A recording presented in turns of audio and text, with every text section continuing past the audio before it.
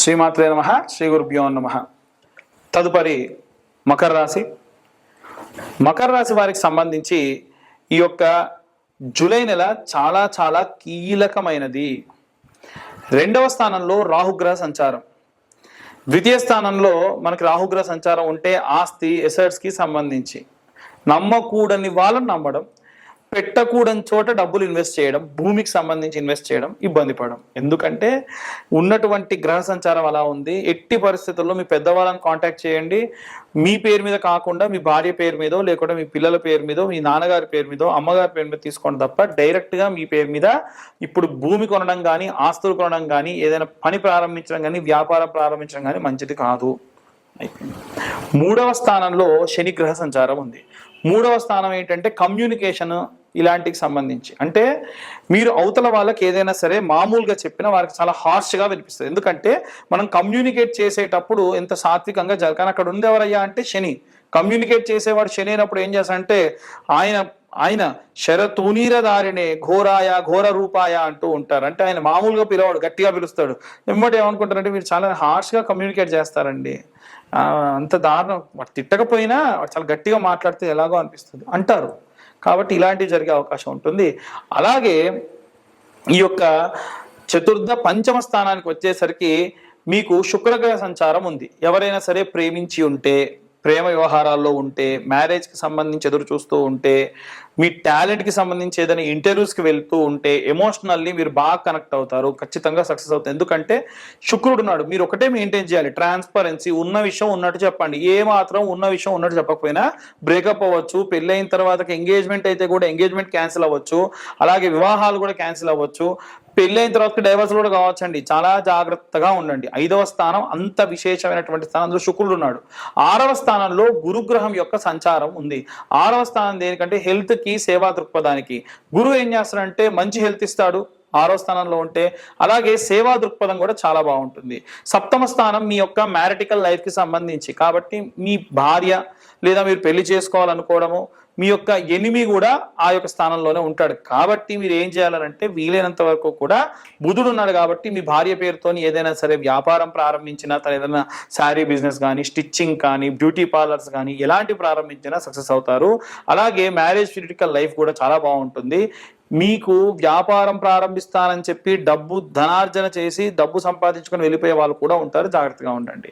అలాగే 8వ స్థానంలో కుజుడు మరియు కేతు ఉన్నాడు. చాలా చాలా ప్రమాదకరం అండి ఇది. ఎందుకనంటే కుజుడు మరియు కేతువు 8వ స్థానంలో ఉన్నప్పుడు ఏమవుతుందంటే ఎక్స్టర్నల్ అఫైర్స్ రావడం కానీ, ఏదైనా సరే పార్ట్నర్షిప్లో వ్యాపారం ఉంటే వాటికి నష్టపోవడం కానీ ఇలాంటివి జరిగే అవకాశం ఉంది. ఎట్టి పరిస్థితుల్లో మీరు చాలా చాలా జాగ్రత్తగా ఉండాలి. ఇవన్నీ కూడా గోచార రీత్యా చెప్పేటువంటి విషయంలో మాత్రమే. పూర్తిగా మీ జాతకం విశ్లేషణతో కావాలంటే మీ పేరు, మీ date of birth, time, place కింద ఉన్న నెంబర్కి వాట్సాప్ చేయండి. పూర్తిగా మీ జాతకం విశ్లేషణతో తెలుసుకోండి. 2025వ సంవత్సరంలో కేవలం ఈ జాతకం గురించి తెలుసుకున్నందుకు గాను ₹2025 మాత్రమే ఛార్జ్ చేయడం జరుగుతుంది. అలాగే ఎవరైతే జాతకం తెలుసుకుంటారో వాటితో విశ్లేషణగా మీ జాతకం గురించి మాట్లాడి వాటికి సంబంధించి రెమెడీస్ చెప్పడము, ఈ యొక్క కరుంగలి మాల కూడా మీకు గిఫ్ట్గా ఇవ్వడం జరుగుతుంది. ఇక అందరూ కూడా ఎలాంటి రెమెడీస్ తీసుకోవాలనే విషయాన్ని ఇప్పుడు మనం తెలుసుకుందాం. జూలై నెల వరకు కూడా మనం ఎన్నో రకాలైనటువంటి అవాంఛనీయ సంఘటనలు ఈ సంవత్సర ప్రారంభం నుంచి కూడా చూస్తూ ఉన్నాం. వాస్తవంగా మాట్లాడుకోవాలంటే ఈ జూలై నెలకి శాపం ఉంది అని అంటూ ఉన్నారు. ఎందుకు తెలుసా అండి? ఈ యొక్క 2025 సంవత్సరానికి శాపం ఉంది అని అంటున్నారు. ఎందుకో తెలుసా?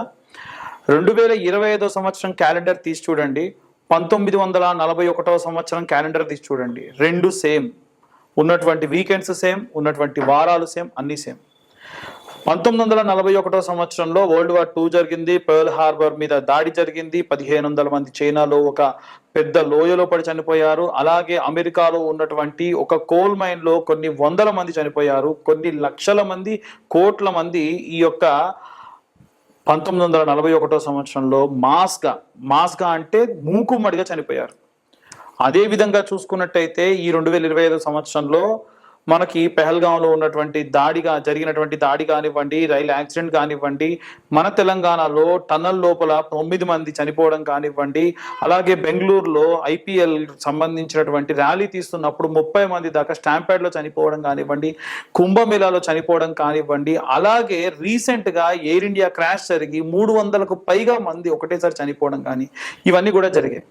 ఇవన్నీ కూడా ఇప్పటి వరకు గడిచిన 6 నెలల్లో మాత్రమే జరిగాయి. తెలుసా?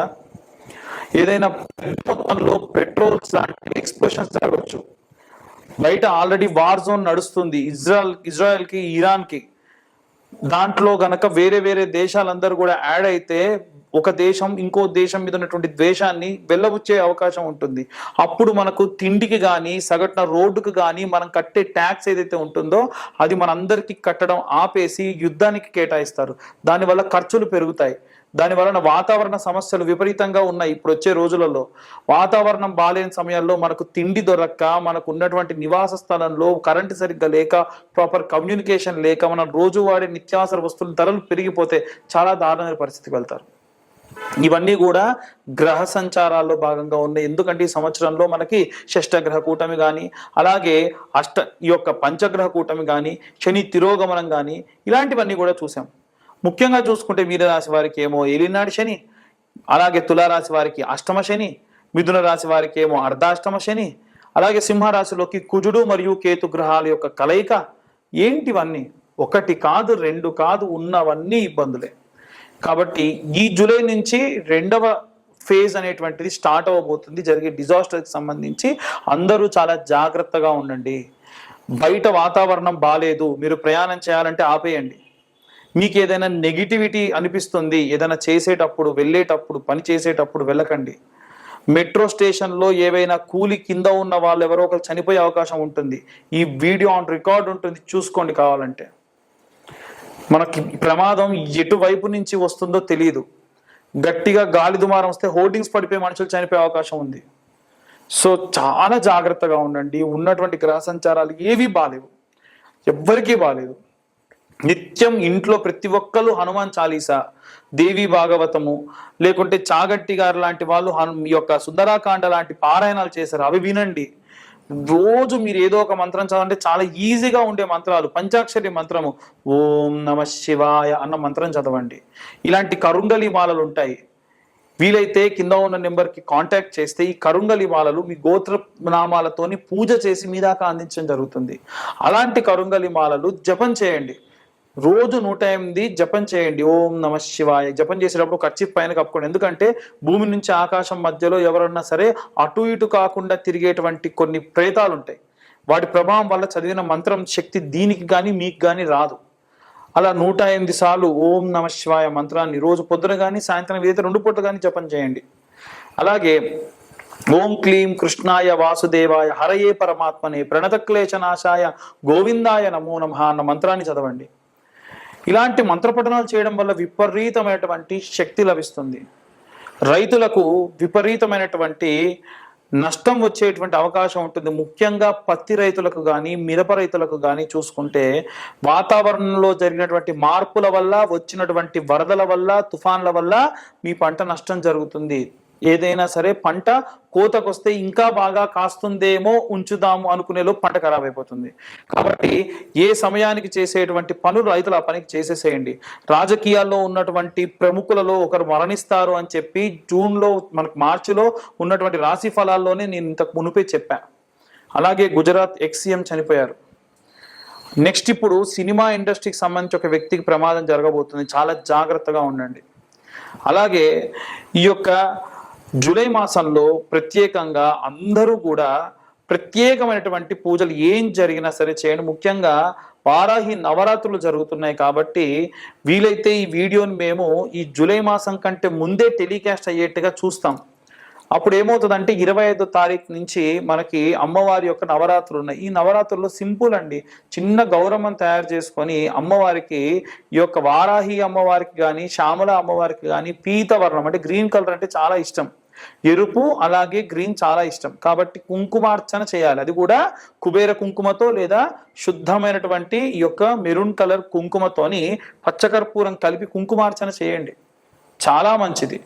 అలాగే వ్యాపారస్తులు ఈ వారం రోజులు, ఈ 9 రోజుల తర్వాతకి రోజు పెట్టుకునే బొట్టులో పచ్చకర్పూరం కలిపేసేసి పెట్టుకోండి. రోజు ఆ బొట్టుని మీరు ధరించండి. ఇలాంటివి చేయడం వలన విశేషమైన శక్తి లభిస్తుంది. ఇవన్నీ గోచార రీత్యా చెప్పేటువంటి విషయంలో మాత్రమే. పూర్తిగా మీ జాతకం విశ్లేషణతో కావాలి అని అంటే కింద ఉన్న నెంబర్కి కాంటాక్ట్ చేయండి. మీ పేరు, మీ date of birth, time, place మాకు ఫోన్ చేసి మీ యొక్క ఇవన్నీ డీటెయిల్స్ అన్ని ఇవ్వడం వలన ఈ యొక్క 2025 సంవత్సరంలో 2025 రూపాయలు మాత్రమే తీసుకొని పూర్తిగా జాతకం మీకు అందించడం జరుగుతుంది. ప్రత్యేకంగా ఈ జూలై నెలలో ఎవరైతే జాతకం చెప్పించుకుంటారో వారికి కరుంగలి మాల ఉచితంగా ఇవ్వడం జరుగుతుంది. ఇది నా ఇంట్రెస్ట్ కొద్దీ నేను ఇస్తున్నా. అందరూ ప్రాబ్లమ్స్ నుంచి బయటపడాలి అనేది నా ఉద్దేశం. ఇంకోటి ఏంటంటే కొరియర్ ఛార్జెస్ కూడా తీసుకోను. కొరియర్ ఛార్జెస్ అంతకుముందు 100, అవుట్ ఆఫ్ స్టేట్ అయితే 200 ఛార్జ్ చేస్తున్నారు కదా. కొరియర్ ఛార్జెస్ కూడా లేకుండా నేను మీ దాకా ఈ యొక్క కరుంగలి మాల అందిస్తా. కొంతమంది ఫోన్ చేసి మాకు అట్లయితే కరుంగలి మాల వద్దని జాతకం వరకు ఎంత అనకండి. మీరు కరుంగలి మాల తీసుకున్నా తీసుకోకపోయినా జాతకానికి ఛార్జ్ వచ్చేసి 2025 రూపాయలు మాత్రమే. కాబట్టి ఇక అందరూ కూడా బాగుండాలి, అందరూ నేను ఉండాలని కోరుకుంటున్నా. సర్వే జనా సుఖినో భవంతు. స్వస్తి.